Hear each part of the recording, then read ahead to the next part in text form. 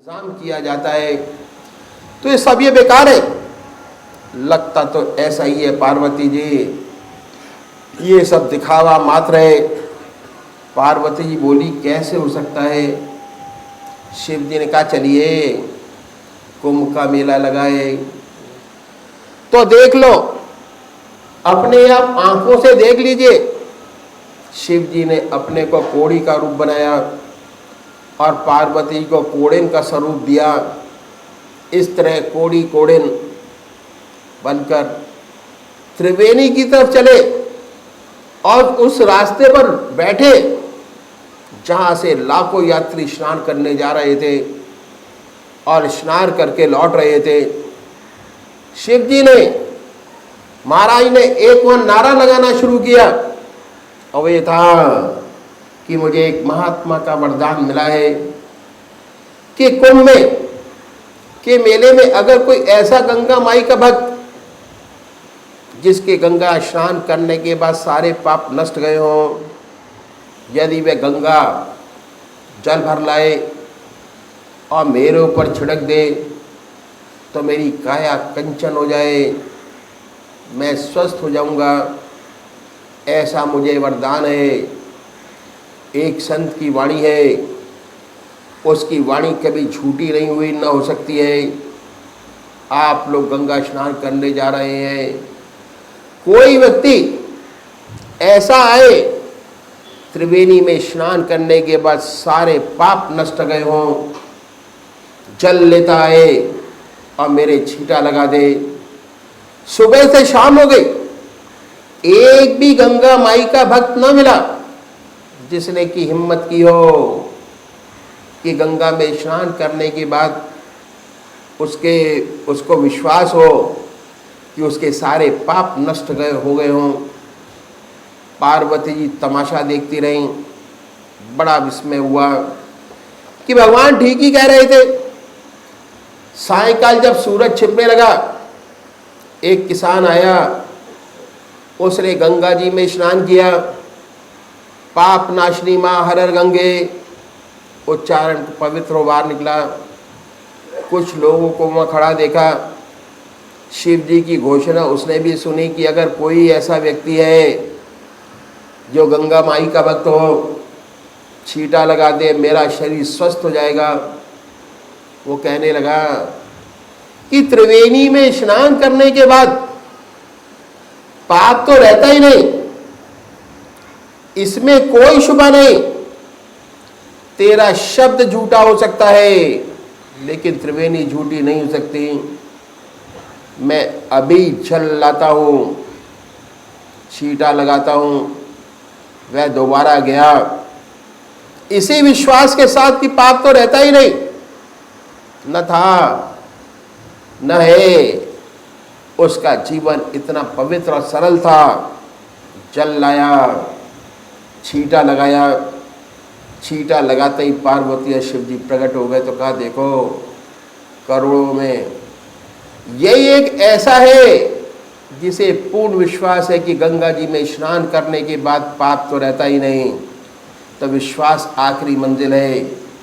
वह विश्वास जो अनुभव से हासिल हुआ हो, जिसने आपके जीवन को पवित्र बना दिया हो, ऐसा विश्वास अंत में काम देता है, पार लगाता है। प्रेम का चौथा गुण है संतोष। इस सेवक के गुरुदेव बहुत अच्छी बात कहा करते थे, बहुत सुंदर बात कहा करते थे। कहते थे संसार बनाए सार असार की मिलौनी से। इसमें सार भी वस्तु है, असार भी वस्तु है, दोनों से मिलकर संसार बना है। इस संसार में परमात्मा ने जहां आपको जन्म दिया, जिन परिस्थितियों में रखा, उन परिस्थितियों में संतुष्ट रहते हुए उस परमात्मा के नाम को दिल और दांतों से पकड़ो।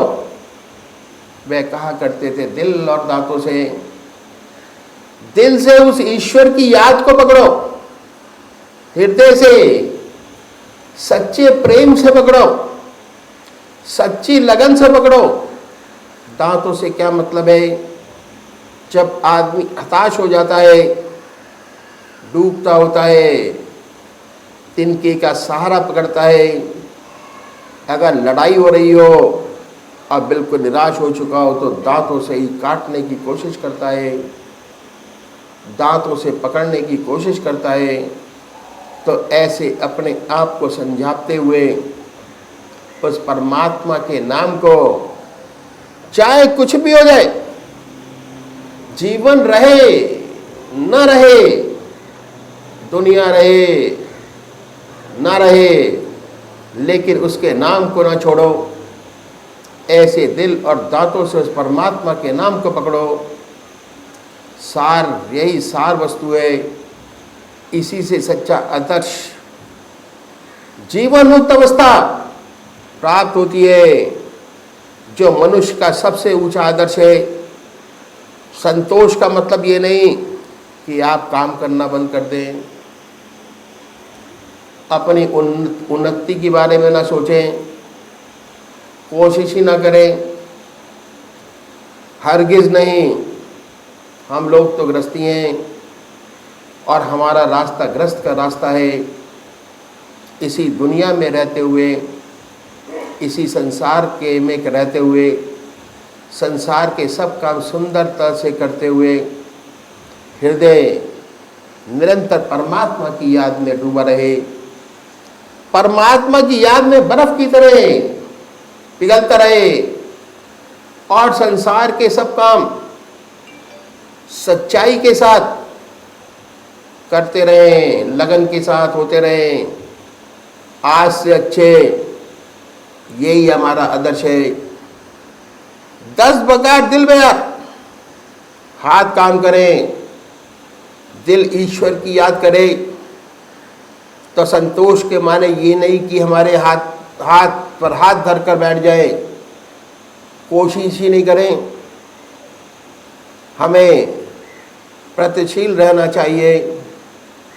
अपनी दुनियावी तरक्की के लिए हमेशा हम सच्ची कोशिश करें, सच्ची मेहनत करें, द्वेष से बचें। दूसरे को देखकर हमारे अंदर उत्साह पैदा हो।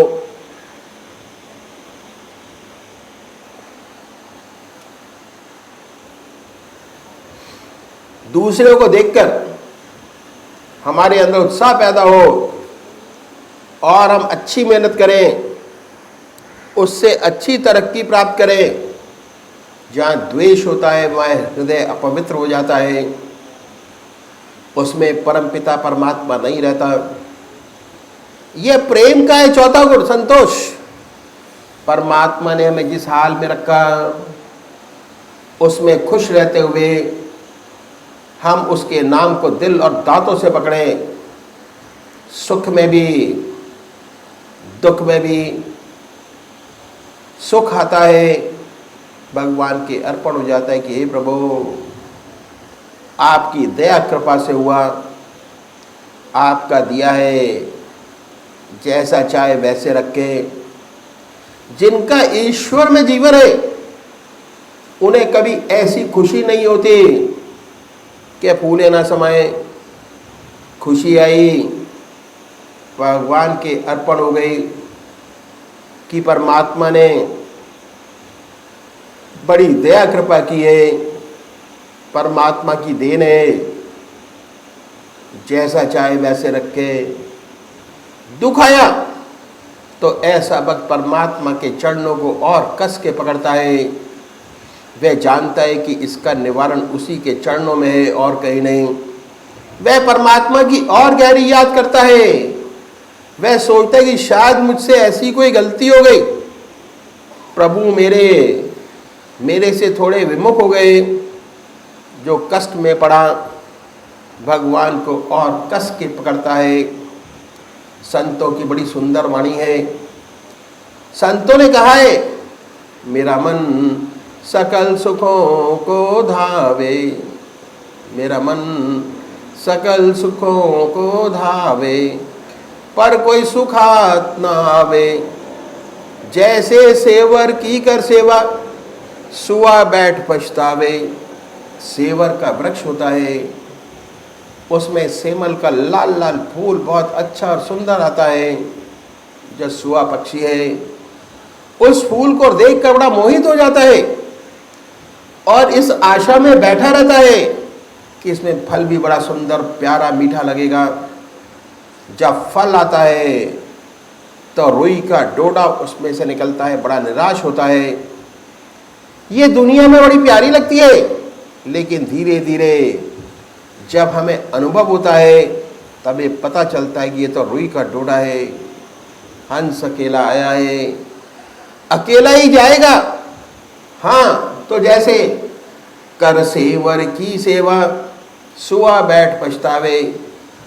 और यदि ऐसा दुख, ऐसी तकलीफ आ पड़े कि जो हमारे हृदय को परमात्मा की याद में लगा दे, ईश्वर की याद कराता रहे, हमारा हृदय परमात्मा की गहरी याद में डूब जाए, वह तकलीफ भी हमें मुबारक होती है।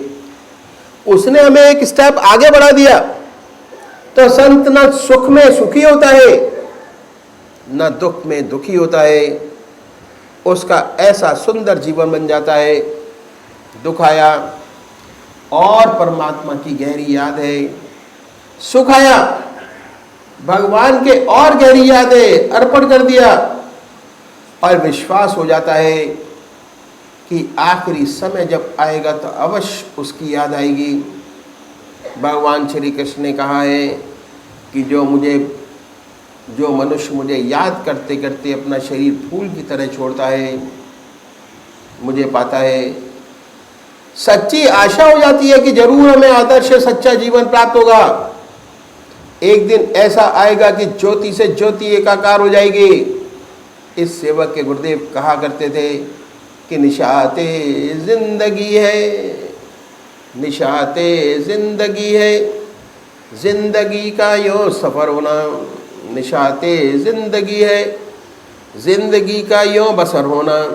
निशाते जिंदगी में जिंदगी से बेखबर होना। ये है सच्ची जिंदगी। दुनिया के सारे वैभव आपके पास मौजूद हैं, लेकिन उसे इसका ज्ञान ही नहीं। उसका हृदय तो हमेशा अपने आत्मा के आनंद के रस को चूसता रहता है, निरंतर ईश्वर की याद में लगा रहता है, उसी के आनंद में आनंद विभोर होता जाता है। इस सब का उसके ऊपर कोई असर नहीं आता। तो ये है सच्ची जिंदगी। इसी संसार में है, इसी दुनिया में है, सारे वैभवों के बीच है, लेकिन हृदय परमात्मा में ऐसा लगा रहे कि हमका इस पर कोई ज्ञान न हो, कोई असर न हो। ये है सच्ची जिंदगी। ये है प्रेम का चौथा गुण, संतोष।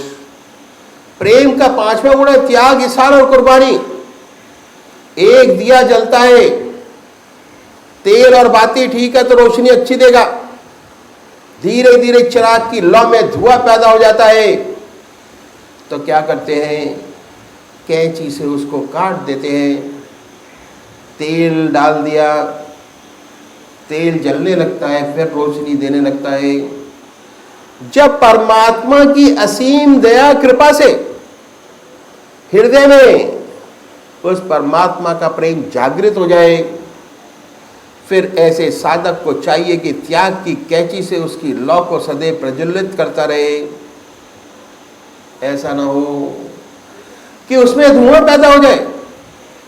त्याग है शरीर का, त्याग है समय का, त्याग है धन का, और ये सब त्याग हमें अपनी लौ को कायम रखने में मदद करते हैं। और सबसे ऊंचा त्याग है मन का। मन का क्या त्याग है कि मन हमेशा अपने ईश्वर के चरणों में लगा रहे, निरंतर उस परमात्मा की याद में लगा रहे। एक भी क्षण इधर आधर ना हो।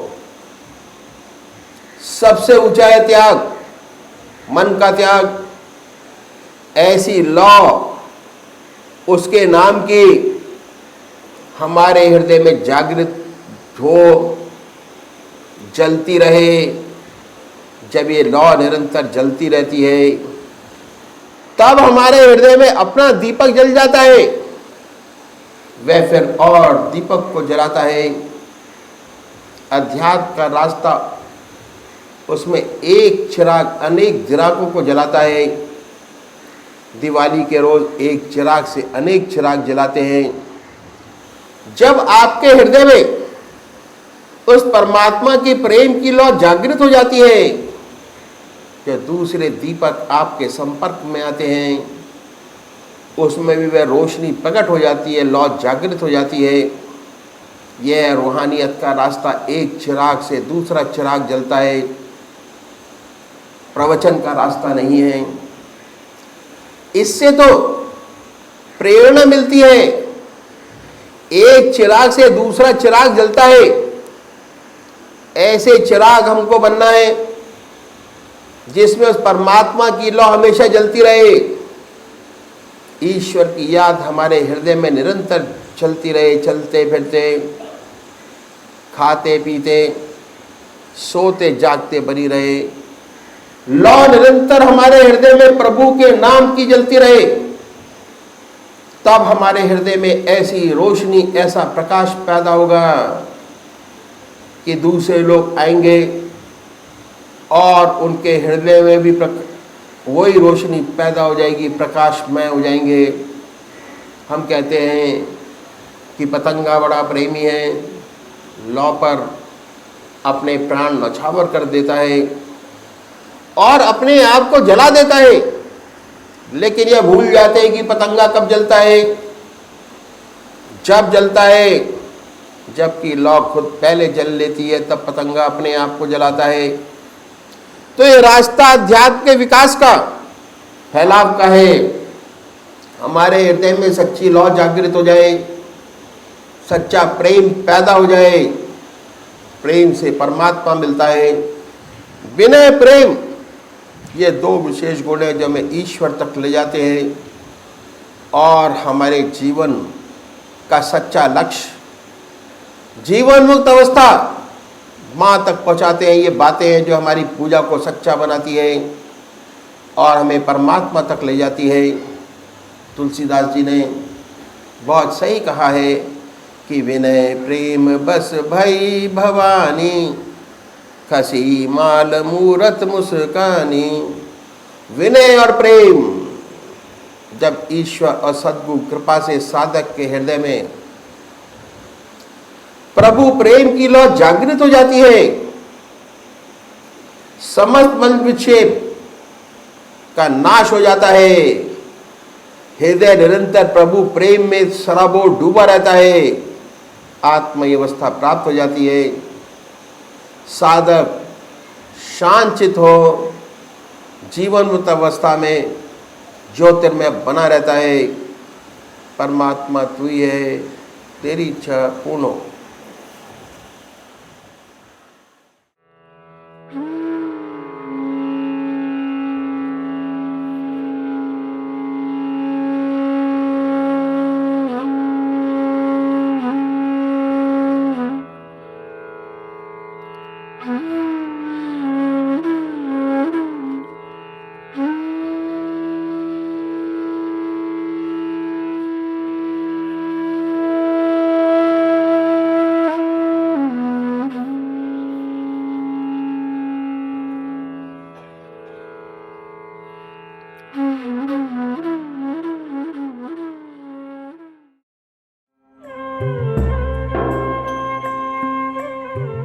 ध्यान योग के कार्यक्रम आनंद योग से निशुल्क जुड़ने के लिए संपर्क करें 9810239677।